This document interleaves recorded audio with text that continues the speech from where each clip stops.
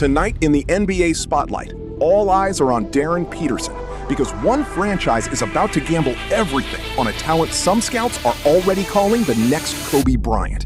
And if they're right, the entire league is about to change. What is the ceiling for Darren Peterson as he looks to go number 1 overall? Look, he is one of the most talented players offensively that we've seen in the last 10 years. Trust me and believe, he's NBA ready. He's a 3-level scorer.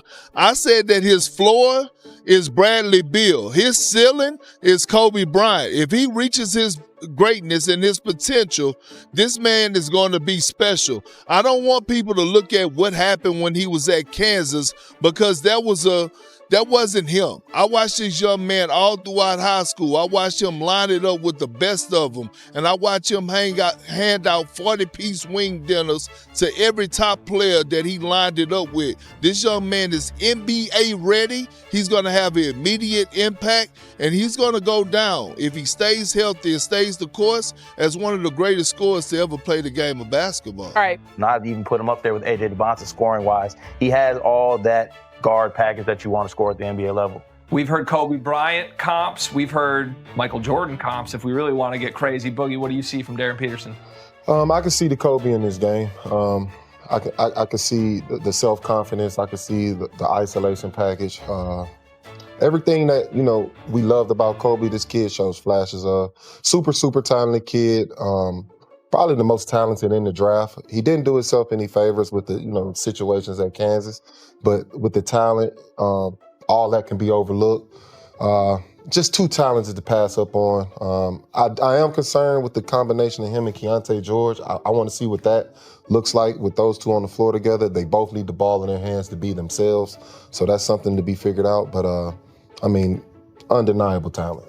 Yeah, the future in Utah in the front court will be interesting with Lauri Markkanen, Jaren Jackson, and Walker Kessler. Maybe that played a factor here in going away from Cameron Boozer. But let's go to Wasp because your number 1 player on your big board is still available. However, Darren Peterson is off your big board. What's the grade? Yeah, I did have Boozer as my number 1 guy, but everyone around the NBA expected Darren Peterson to be the pick. Like Boogie said, the most talented naturally player in the draft. This is another A. Again, you cannot go wrong with this pick. Incredible shot creator, but what I think he showed this year was how good he was off the ball. And I think this clip really illustrates this. Looks like more like a Ray Allen type, and that's something we didn't really expect coming in, right? Before this year, he was an on-ball guy. I compare him to Devin Booker a little bit in terms of a guy who could be interchangeable. You could put him on the ball, but obviously slide off it. And so we are now with Utah. And like Boogie said, there's going to be an interesting fit in the backcourt with Darren and with, let's see, we're going to knock Kessler out of here. We're going to put, let's put Markkanen down low at the 4. You got an interesting lineup. You've got a lot of size in the backcourt. You got Ace Bailey playing the 3. Obviously, there's going to be a lot of questions on what happens with Walker Kessler. But there is a lot of firepower in the backcourt. Again, I think we only saw 80% of what Peterson can really do. When he was at Prolific, again, this is an on-ball shot creator, 3-level guy. He was a secondary playmaker. We didn't see any of that this year at Kansas. He played off the ball a lot, shot 50% nearly on dribble handoff threes, 40% on movement shooting threes. When he gets to be in the NBA and he's got a little bit more juice in his legs, he's got much better spacing. In Utah, I think we're going to see a totally different player and a guy who could definitely compete for Rookie of the Year next year. All right, I'm watching the chat here on the BR Live show. PDP is saying Jake Fisher has the scoops. Let's go live to the Fish Bowl. Fish, what's going on here? What's going on, guys? Darren Peterson told me to my face yesterday that he did have some type of clandestine, not anymore after telling it publicly to a reporter, meeting, collaboration, whatever, sit down with Utah, and that he was happy to go to the Jazz, even though he was trying to do some chicanery and be the number 1 overall pick. He's very happy to go there. He'll report. What's interesting here is that Cam Boozer, I do believe, very much was under consideration. And in that event, I was curious to see if Boozer went there, what that would have meant for Walker Kessler's restricted free agency, being that there would have been clearly a loaded front line with Lauri Markkanen and Jaren Jackson Jr. already there. But now they completely avoid that situation. Peterson is the 2 guard of the future in Utah, but he goes next to Keontae George, who is going to have a very expensive restricted free agency or a rookie scale negotiation coming up here. So how those 2 guys fit, and also how they fit ultimately in the Utah Jazz cap construction, was a very big piece of Darren Peterson's camp, trying to steer him potentially to Washington. So that's just kind of the notebook dump that I have for you guys on Darren Peterson going off the board. Thank you, Fish. The word Fish used was chicanery. Let's call it what it is here on the Couch Boys. AJ Debonsa and Darren Peterson, I don't think they love each other. I think both these guys wanted to go one. I mean, as true lovers of this game, I think we've been craving this type of competitive gene from a new generation of guys coming into this draft. But one thing I will point out, in previous meetings between Debonsa and Peterson, there's one guy who's always getting the better of the other. It's Darren Peterson. Card, how much does that matter? I think it definitely matters because it means that he's taken that matchup personally. These guys have been going at it since high school, whether it's AAU, playing for their high school teams, all the way to the Big 12. Anytime that Darren Peterson saw AJ Debonsa across from him, he set out to prove that he was the best player. And I think you can make an argument that when they were on the floor together, Darren Peterson was better than the number 1 pick in this draft. Boogie. Tonight, the NBA is not just watching a draft pick, it is watching a possible franchise-altering gamble unfold in real time. Darren Peterson, a name now surrounded by chaos, hype, and one explosive claim. Some scouts are whispering something dangerous. Next, Kobe Bryant. And if that statement even comes close to true, the entire draft board, the entire league hierarchy, collapses. We are talking about a player described internally as a 3-level scoring weapon with a projected floor of Bradley Beal and a ceiling that touches Kobe Bryant territory. One evaluator didn't hesitate. He's one of the most talented offensive players we've seen in 10 years. And now, one franchise is about to bet everything on it. But the real question isn't hype. It's whether Darren Peterson's game can actually survive the NBA pressure cooker. Forget the noise from Kansas. Scouts insist that version wasn't the full story. Because in high school circuits, Peterson wasn't just winning, he was dominating elite competition, dropping what insiders called 40-piece performances against top-ranked prospects.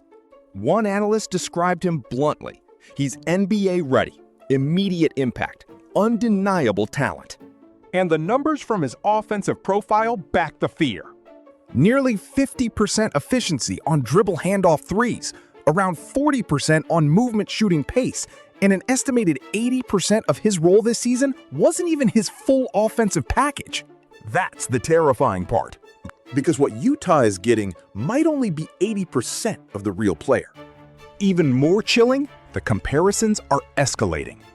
Devin Booker-like shot creation, Ray Allen-type off-ball movement, and flashes of Kobe-style isolation confidence.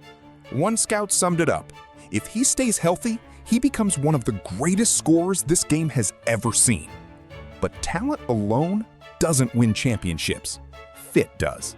And Utah may have just rewritten their entire future. The Utah Jazz didn't just draft a scorer. They drafted a roster earthquake.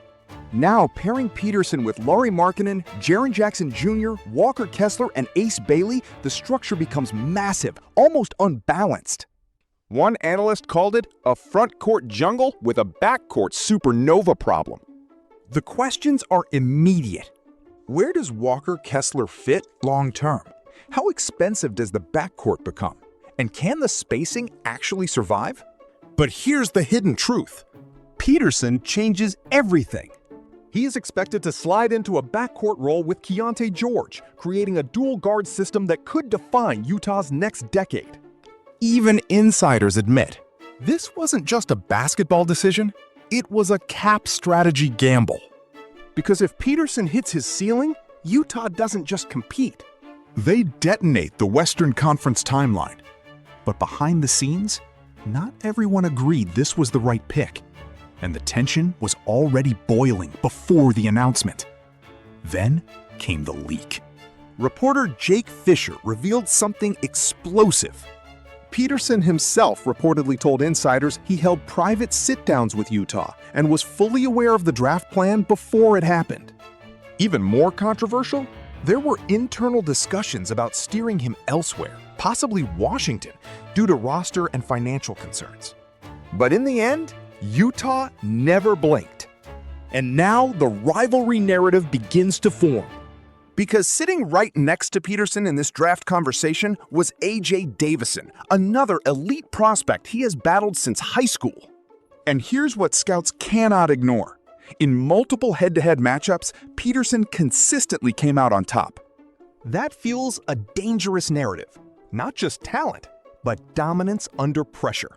One scout said it plainly. When they met, Peterson made it personal. And now, the league is left with one final question. Not about what Peterson is, but what he is about to become. Because if Darren Peterson reaches even 90% of what scouts believe, this isn't just a draft pick. This is a franchise-changing force, entering a system already built on pressure, expectation, and history. And the NBA may not be ready for what comes next. Yo, mic check 1 to 2, -1, -2. Game over for this video, folks. Smash that like button, drop a comment, and subscribe to stay in the huddle for more. This is NFL Madness, bringing the heat and signing out.